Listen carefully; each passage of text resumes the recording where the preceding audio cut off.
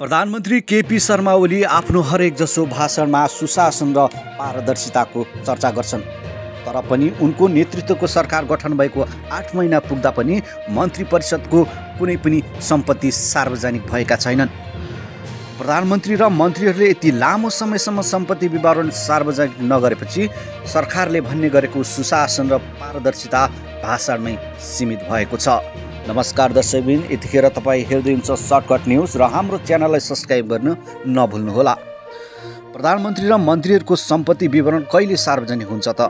प्रतिनिधि सभा सदस्य प्रभु शाहले बुधबार प्रतिनिधि सभाको बैठकमा प्रश्न गर्दै भने, वर्तमान सरकार गठन भएको 7-8 महिना भयो, तर प्रधानमन्त्री र मन्त्रीहरूको सम्पत्ति गोप्य नै राखिएको छ। प्रभु शाहले सुशासन भनेको पारदर्शिता समेत भएको भन्दै साँच्चै सरकार सुशासनमा चिन्तित हुने हो भने पारदर्शिता पनि चाहिने बताए। सरकार सुशासनमा चिन्तित छ भन्ने देखिँदैन। 7 महिना भनेको धेरै हुन्छ। यदि सुशासन र पारदर्शितामा सरकार प्रतिबद्ध भए सायद 1 महिनामै मन्त्री र प्रधानमन्त्रीको सम्पत्ति विवरण सार्वजनिक हुन्थ्यो, तर यो भएन।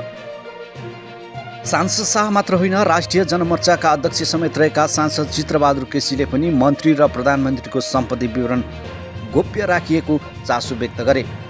सरकार भनेको झन्डै 7-8 महिनासम्म भइसक्दा पनि अझै पनि सम्पत्ति विवरण सार्वजनिक नगर्नु यो दुःखद कुरा हो, उनले संसदमा भने।